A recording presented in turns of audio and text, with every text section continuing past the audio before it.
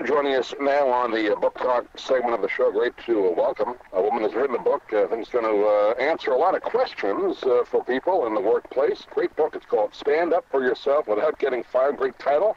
We're joined by employment lawyer today, Donna Ballman, from over in Fort Lauderdale. And Donna, thanks for joining us today. How are you? I'm very well. Thank you for having me on the show. Yeah, I wanted to have you on when we got the word from Newman that you were available, because I enjoyed reading through the book, and the title kind of stood out. It's a great title. There's more to it, too, in the title, but I think a lot of people have a lot of questions about their rights at work and what to expect and what they can do, unfortunately, if they're getting laid off or fired. I guess that's probably the reason you wrote it, right?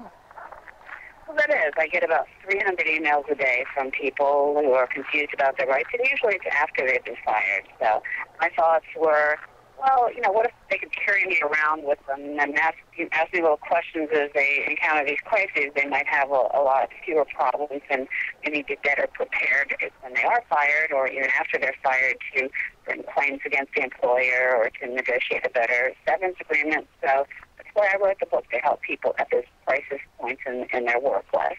Employment law, as you've been in the practice of that for a long time, I guess that's really changed a lot in the last 10 to 15 years, isn't it? Different regulations have gone in, and what you can and can't say to people in interviews. It really is a different world, isn't it, when it comes to that type of law? It has changed a lot, and actually, Florida is one of the worst states in the nation for employees. So we face a lot of obstacles when, as employees, we have very few rights in Florida. We don't even have the rights to any kind of breaks or anything that many other states do have. So the question is, what kind of rights do people have? People have rights that they don't know about, and they assume they have rights that they don't have. I was surprised by that. You said in the book, I didn't realize it was just necessarily for Florida was the worst, but a lot of states or companies, they don't have to give you a certain break time. I guess a lot of people assume no matter what your job is full-time, you get 2 15-minute breaks a day or a half-hour lunch, right? But that's not always the case, is it? It isn't. Some states mandate that, but Florida doesn't, and federal law doesn't even require bathroom breaks. So you have a little issue to navigate in Florida if you've got an employer who's a little bit of a jerk about giving breaks. I got a lot of people who say, well, I had my boss come in while I was on my break, and he told me to get back to work, and I told them I knew I was legally entitled to that break, and then I was fired, and there's really not much I can do to help them. So I'm trying to stamp out some of those misconceptions, but also tell people, look, there could be ways that you could be protected, like in the break situation, if you are diabetic and need that break to deal with a disability. If you are a nursing mom, you may have some protections for taking a break to express breast milk. There are certain breaks that you may be legally entitled to, but there are very limited breaks that you're actually legally entitled to. Florida's a right-to-work state. Other states are as well. Other states have more union rules and that kind of thing. Can you kind of, in layman's terms, explain the differences there? What each of those mean? Well, in a right-to-work state, you can't be forced to join a union in order to work in a unionized workplace. That applies to most unionized workplaces. It doesn't apply to like airline unions, and there are certain exceptions. But in right-to-work states, they also tend to be more anti-employee. They're also like 49 other states, an at-will state, which says that employers can fire you for any reason or no reason at all. They don't have to have a reason. People are shocked at that. Montana is the only state in the nation that says the employer has to have a cause to fire you. They don't even have to give you a reason. They don't have to tell you why they can fire you because they didn't like your shoes that day. They can fire you because they were in a bad mood, and there's nothing wrong with that. So my challenge is always to find what was illegal about the firing. Like, they can't take on you for something that coworkers do, and those coworkers happen to be of a different race or a different sex or religion or national origin. So we try to look at those protected categories to see if the person is being picked on because of an illegal reason.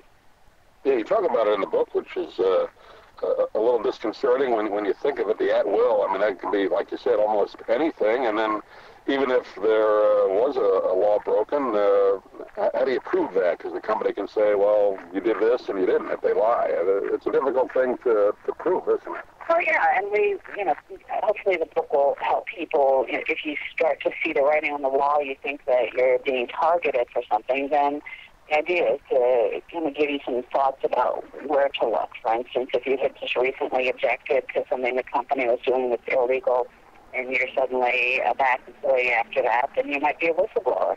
If you just came back from family and medical leave, then you may be protected by the law. If you have a disability, or disclose something that the company may assume is a disability, or if they found out you had a genetic condition in your family, or they found out that you were pregnant and suddenly their attitude towards you changes, then you could be protected. So I tell people, look around and see who's being treated differently, in a different category than you.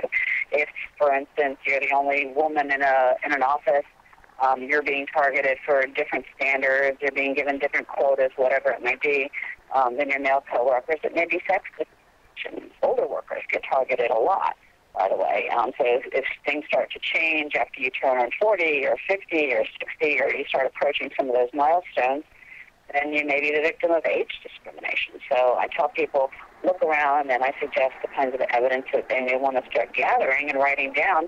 You may want to complain about it ahead of time before you are actually fired. If you're being harassed due to one of those categories, complain about it in writing to Human Resources up front, and you're protected against retaliation. Yeah, writing things down. I know you give that advice in the book a lot. Document as much as you can, right? That's important. It's true. In 26 years of law practice, I've never once had a human resources person admit that a verbal complaint was about anything illegal. They always say, oh, no, the person said their boss was being unfair or being a bully or just not being professional.